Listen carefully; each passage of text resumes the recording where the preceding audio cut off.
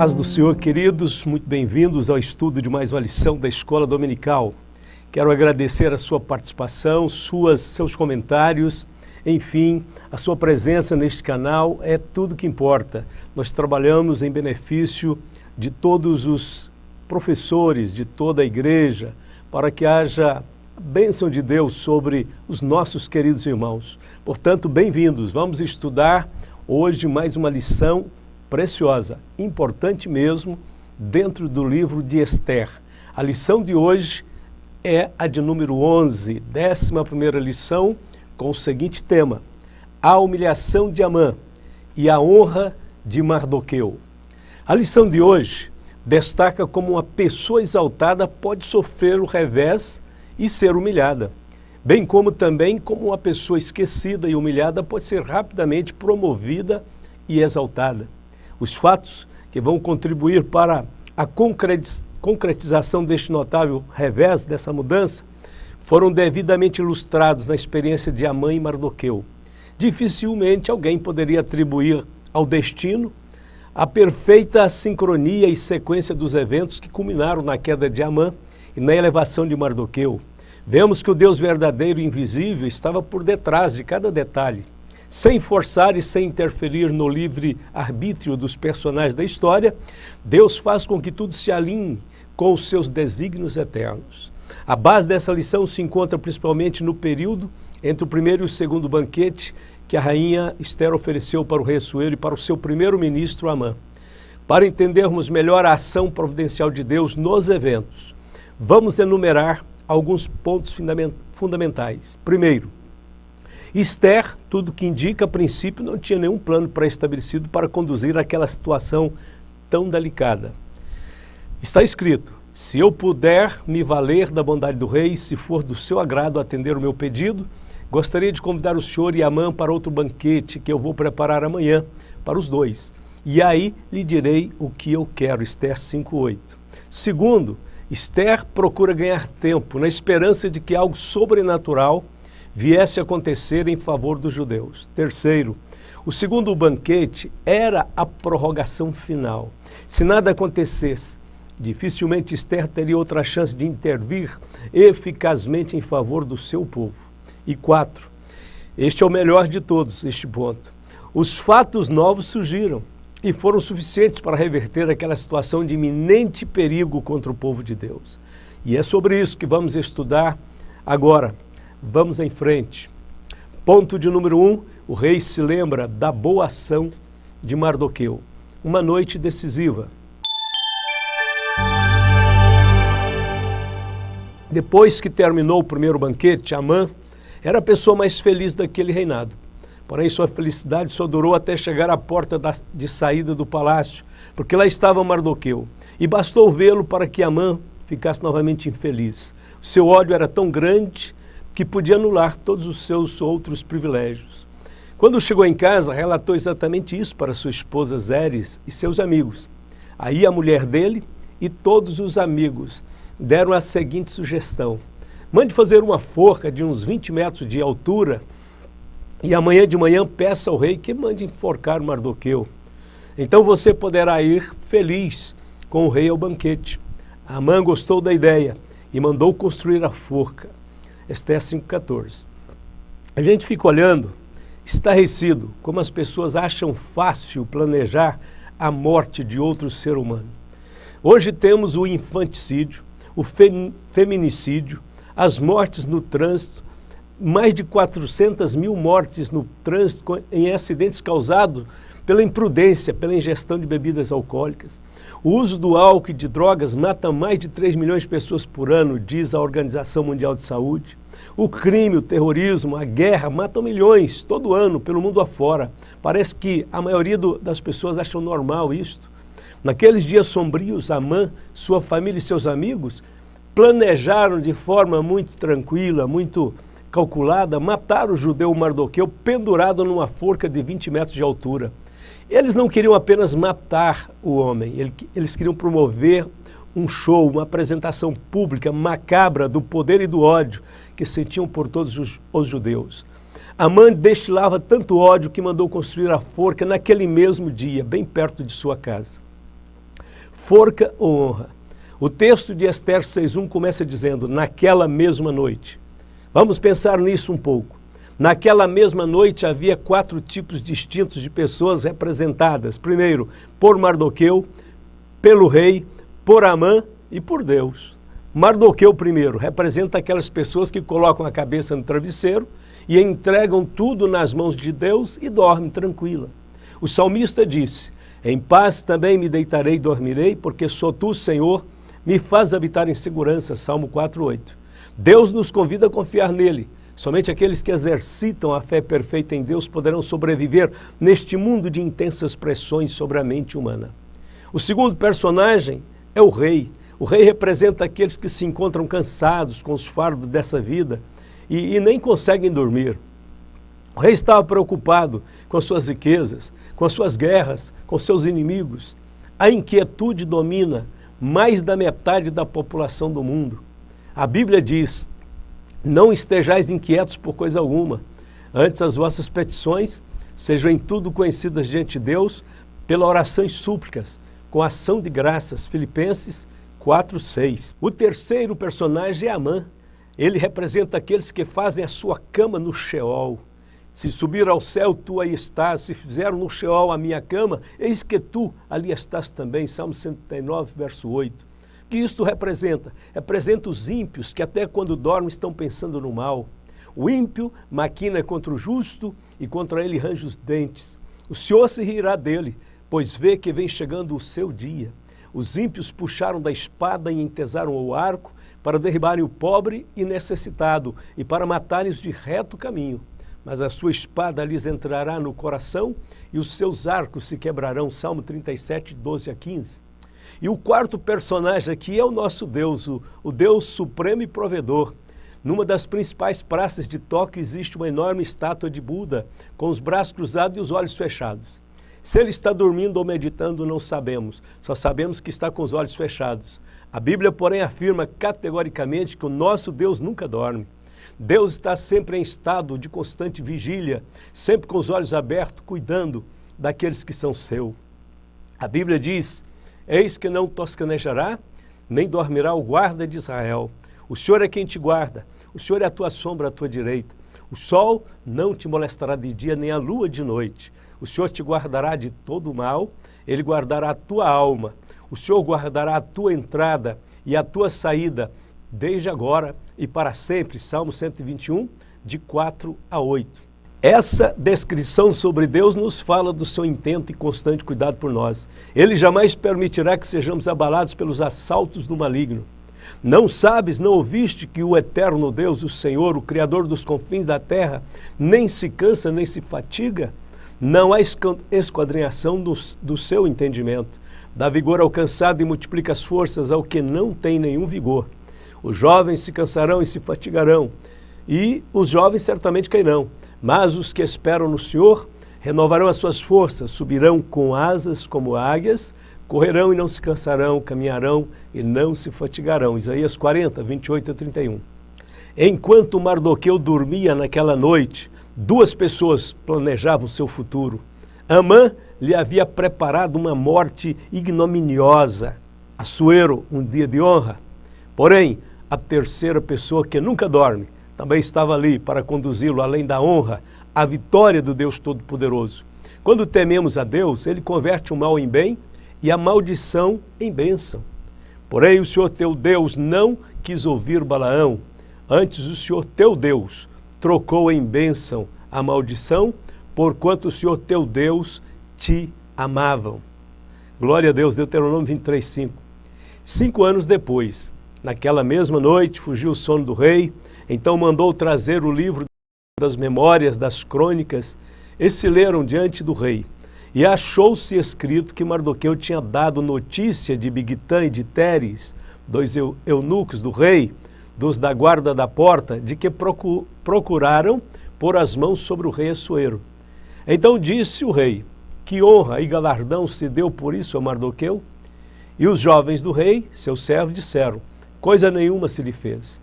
Esther 6, de 1-3. Haviam-se passado cerca de 5 anos, desde que Mardoqueu revelara a conspiração contra Assuero. Tudo ficou aparentemente esquecido. Naquela noite, porém, Deus tirou o sono de Assuero, para que ele pudesse ler nos registros de seu reinado o feito heróico de Mardoqueu. A providência divina fez com que ele encontrasse o trecho entre milhares de outros que falava exatamente da conspiração que o levaria à morte e que fora impedida pelo ato corajoso e fiel de Mardoqueu. A recompensa de Mardoqueu nunca foi esquecida, apenas adiada para o tempo oportuno. Por esta razão é importante saber esperar em Deus. Devido às precipitações carnais, muitos se entregam ao ceticismo e à murmuração e perdem a bênção de Deus. A Bíblia diz: lança o teu pão sobre as águas, porque depois de muitos dias o acharás. Reparte com 7 e ainda até com 8, porque não sabes que mal haverá sobre a terra. Estando as nuvens cheias, derramam a chuva sobre a terra, e caindo a árvore para o sul ou para o norte, no lugar em que a árvore cair, ali ficará. Quem observa o vento nunca semeará, e o que olha para as nuvens nunca cegará. Assim, como tu não sabes qual o caminho do vento, nem como se formam os ossos no ventre da que está grávida, assim também não sabes as obras de Deus, que faz todas as coisas. Pela manhã semeia a tua semente, e à tarde não retires a tua mão, porque tu não sabes qual prosperará. Se esta, se aquela, ou se ambas igualmente serão boas. Eclesiastes 11, de 1 a 6. Este texto fala da perseverança, do dever de continuarmos fazendo o melhor possível em todo momento. Ponto de número 2. Amã é chamado para honrar Mardoqueu, um ato de justiça. Quando Assuero perguntou aos seus servos que honra e recompensa haviam sido conferidas a Mardoqueu, responderam: coisa nenhuma se lhe fez. Enquanto pensava em como recompensá-lo, Amã, que buscava uma oportunidade para pedir ao rei que enforcasse Mardoqueu, chegou. Algo espetacular estava acontecendo naquele momento. E Deus estava por detrás de tudo aquilo. A Bíblia se cumpriria literalmente naquele momento. Como lemos: não erreis, Deus não se deixa escarnecer. Tudo o que o homem semear, isso também ceifará. Porque o que semeia na sua carne, da carne ceifará a corrupção, mas quem semeia no Espírito, do Espírito ceifará a vida eterna. Gálatas 6, 7 e 8. Presunção e autoconfiança. E entrando Amã, o rei lhe disse: que se fará o homem de cuja honra o rei se agrada? Então Amã disse no seu coração: de quem se agradará o rei para lhe fazer honra mais do que a mim? Ester 6,6. É possível que Amã tivesse passado a noite em claro, supervisionando com todo o prazer a construção da forca, onde planejava executar Mardoqueu. Era bem cedo e Amã desejava encontrar-se com o rei o mais rápido possível para obter sua permissão para a execução. Do ponto de vista de Amã, quanto antes Mardoqueu fosse executado, melhor. O corpo de Mardoqueu ficaria exposto o dia todo, o que daria grande prazer a Amã e também instilaria o medo no coração dos cidadãos judeus de Susã. Imagine se Amã tivesse chegado 2 horas depois e o rei tivesse consultado outros conselheiros. Com certeza a história seria outra. Porém, Deus quis que fosse assim. Amã tinha que passar o dia honrando Mardoqueu. Quando recapitulamos as demonstrações da providência de Deus, não podemos evitar de louvar, de agradecer ao Senhor por Ele ser tão maravilhoso, tão sábio, por trabalhar nas entrelinhas e fazer com que as coisas aconteçam para o nosso bem. O devido lugar da honra. Amã, obviamente, chegou cedo a fim de pedir ao rei então a permissão para enforcar Mardoqueu na forca que ele havia preparado por sugestão de seus amigos e esposa. Mas antes que pudesse fazer o seu pedido, o rei perguntou-lhe: que esse fará o homem de cuja honra o rei se agrada? Ou que esse fará o homem a quem o rei deseja honrar? De imediato Amã imaginou em seu coração que ele seria este homem a quem o rei desejava honrar. Afinal, ele fora escolhido para ser o primeiro-ministro do rei, dentre dezenas de candidatos, tinha total confiança do rei para executar o extermínio de todo um povo, e fora o único convidado por Ester para estar junto do rei em 2 banquetes no palácio. Amã pensou: não há dúvida, este homem sou eu. Embora surpreso, Amã não se mostrou despreparado para esta súbita abordagem. Depois de imaginar que a sua própria pessoa era o alvo da honra, passou a descrever a maneira como devia ser honrado. O homem, a ser honrado, deveria ser vestido com os trajes do próprio rei, montaria no cavalo rei, trazendo na cabeça a coroa do rei. Um dos príncipes da nobreza conduziria o cavalo pela cidade, ordenando que o povo prestasse homenagem ao seu cavaleiro. Mardoqueu receberia as homenagens reais por um dia. Feita a sugestão, Amã ficou só esperando a menção do seu nome. Porém, para o seu espanto, o rei diz: apressa-te, toma as vestes e o cavalo, como disseste, e faze assim para o judeu Mardoqueu, que está sentado à porta do rei, e não omitas coisa nenhuma de tudo quanto disseste. Observe que o rei chamou Mardoqueu de o judeu, no verso 10.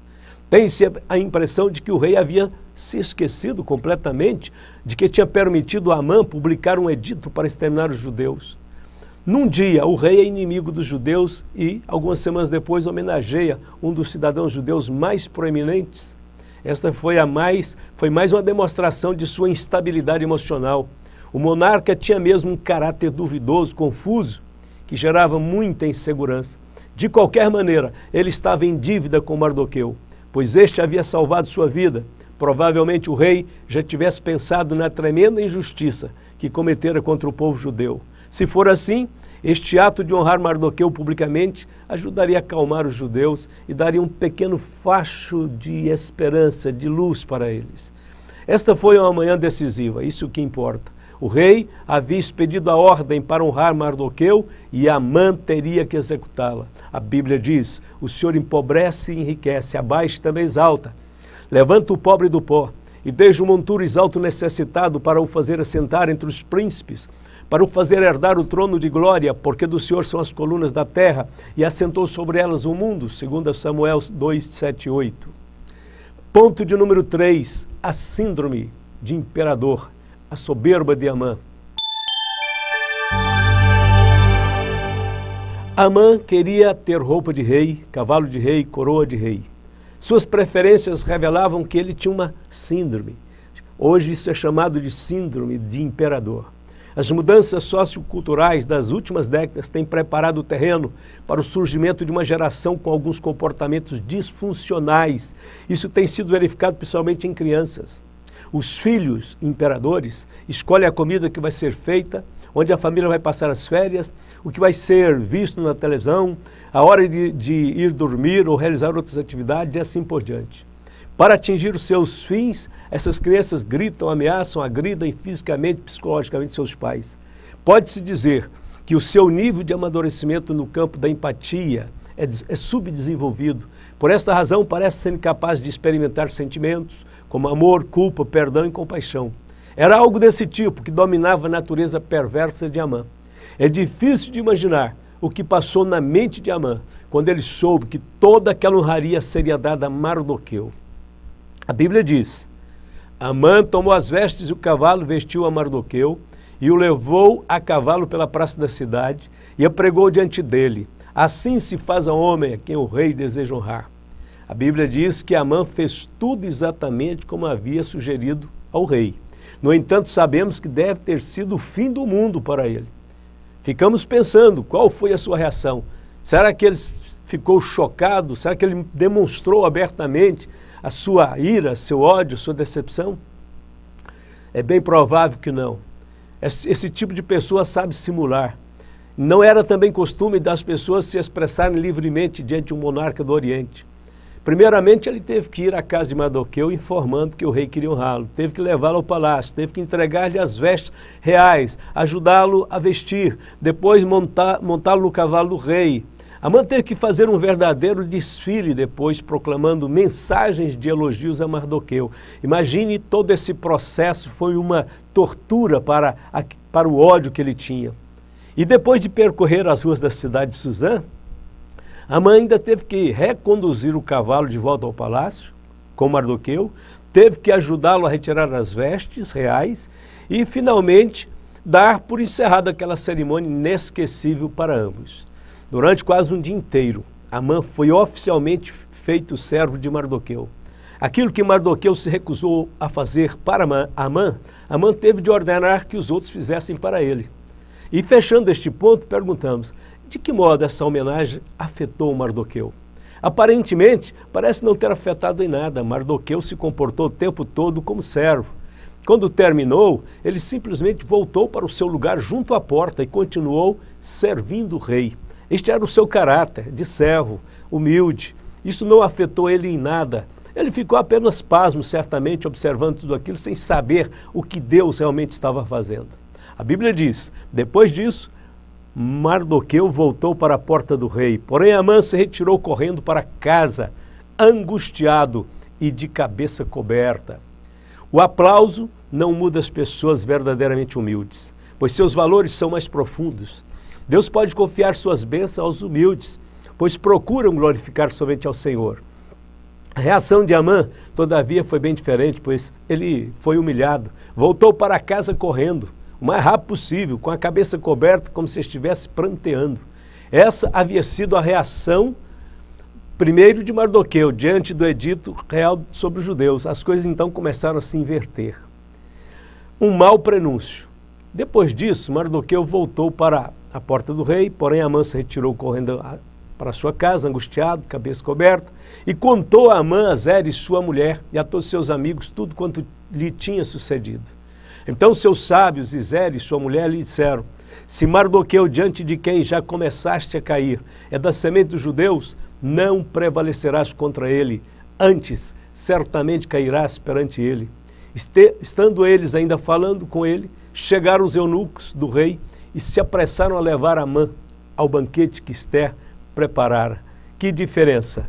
Há poucas horas atrás, há poucos momentos antes, a sua família tinha incentivado Amã com toda a convicção de que ele daria cabo realmente de Mardoqueu. Agora, bem diferente, eles dizem, não, se ele é da semente dos judeus, você não vai prevalecer contra ele e certamente vai cair. Que diferença! É por isso que não podemos ir nas mensagens do mundo, porque ela fala uma coisa hoje e outra amanhã. Ela mente para as pessoas, ela engana as pessoas. Que contraste entre essas duas reuniões, hein? Na primeira, Amã se gabou de sua grandeza e falou de tudo que ele tinha de precioso, e é claro, agora ele volta e tem que confessar que havia sido humilhado. A essa altura, a sua esposa e seus conselheiros fizeram a previsão lógica, que era catastrófica e que estava para vir. E na realidade Deus estava soando o alarme, quem sabe até dando uma última oportunidade para o Amã se arrepender. Talvez ainda houvesse tempo. Enquanto eles conversavam, os eunucos do rei bateram a porta de Amã, a fim de escoltá-lo até o banquete da rainha. Estava chegando a hora daquele segundo banquete. O que aconteceria então a seguir? Qual era a petição misteriosa que a rainha prometia revelar neste banquete? Amã seguiu com os eunucos para aquela que seria a sua última refeição. Quando Deus soa o seu alarme, é melhor o homem se humilhar e obedecer. A Bíblia diz, se o homem se não converter, Deus afiará sua espada, já tem armado o seu arco e está aparelhado, e já para ele preparou armas mortais e porá em ação as suas setas inflamadas contra os perseguidores. Salmo 7, de 12 a 13. Vamos para a conclusão desta lição. Nesta lição vimos que Ester usou a estratégia de prolongar o tempo para não correr o risco de tomar decisões precipitadas. Ela esperava que as próprias circunstâncias indicassem o melhor caminho a seguir. O intervalo entre o primeiro e o segundo banquete deu espaço para que Amã expressasse o seu ódio sem limites contra Mardoqueu. A manifestação do ódio de Amã veio à tona e isto deporia contra ele. Naquela noite, enquanto Amã preparava a forca para Mardoqueu, Deus trabalha do lado do rei, tira o sono dele. E ele foi ler as crônicas do seu reinado e foi descobrir sobre o ato heróico de Mardoqueu. Na manhã do dia, estava tudo preparado. Quando Amã dirigiu-se ao palácio para obter a autorização do rei para enforcar Mardoqueu, o rei o intercepta antes que ele fale qualquer coisa e propõe honra e vida para Mardoqueu. E Amã não pode, então, negar o pedido do rei. Amã agora não pode executar o seu plano macabro. E ainda tem que desfilar com Mardoqueu pela cidade. Quando voltou para casa, mal teve tempo de contar a sua decepção para a sua família. Os eunucos do rei chegaram para buscá-lo para o banquete. Já não tinha, então, mais para onde ir. Aquela noite seria decisiva para o desmonte do plano de Amã e o fim de sua trajetória de ódio.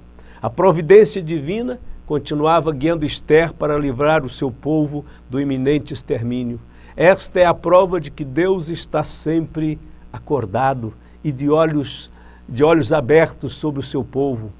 A Bíblia diz: nenhum mal te sucederá, nem praga alguma chegará à tua tenda.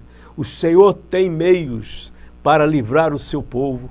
Deus está sempre no comando, queridos. Deus está sempre no governo. Vamos confiar nele. Vamos entregar tudo nas mãos deste Deus Todo-Poderoso. Vamos esperar milagres. O povo de Deus tem que recuperar a sua capacidade de viver em expectativas de grandes milagres. O povo de Deus está muito acomodado, muito sossegado. Nós temos que acreditar que Deus está trabalhando em todas as dimensões deste planeta, entre todas as camadas sociais, no coração dos homens, dos grandes líderes, dos pequenos. Então vamos confiar em Deus, vamos acreditar também que nossa presença neste mundo não é por acaso. Nós não estamos aqui fora da hora não, estamos dentro da hora de Deus. Foi para isso que Deus nos escolheu, para este tempo. E é neste tempo que Deus espera que nós sejamos sábios, sejamos pessoas confiantes, cheias de fé, que venhamos declarar o poder de Deus diante das pessoas para que elas saiam das suas prisões, sejam libertas, sejam curadas, sejam salvas. A igreja precisa recuperar a sua dinâmica espiritual, essa dinâmica que é promovida pela fé verdadeira, genuína. O Senhor está conosco, a mão de Deus está sobre nós, coisas maiores ainda vão acontecer. Nosso Deus é um Deus de milagre, Ele sempre surpreende o seu povo. Deus ainda não operou tudo o que Ele tenciona operar. Deus tem reservado algumas coisas muito preciosas para esses últimos dias, para esta arrancada final antes do arrebatamento. Eu creio que mesmo que não haja um grande avivamento, mesmo que não dê tempo para esse grande avivamento, Deus vai trabalhar como trabalhou nos dias de Ester, sabe? De forma sutil, invisível, sabe? Nem o nome dele aparece, talvez por razões óbvias. Em muitos países onde há grandes perseguições, o nome de Deus não pode aparecer. Mas Deus não deixa de estar trabalhando, Deus não deixa de estar presente. Se nesses últimos dias a igreja tiver que experimentar grandes perseguições, com certeza nós voltaremos para dias muito parecidos com o de Ester, onde o nome de Deus pode até desaparecer, mas a sua presença santa vai permanecer com a igreja até o fim, até o dia do toque da trombeta para o arrebatamento, onde estaremos com o Senhor para sempre. Deus abençoe a todos os meus queridos irmãos. Deus abençoe você que tem ouvido a palavra de Deus. Deus te fortaleça, te encha do Espírito Santo, dê coragem, te dê confiança e te use na sua obra. Deus abençoe a todos em nome de Jesus. Amém.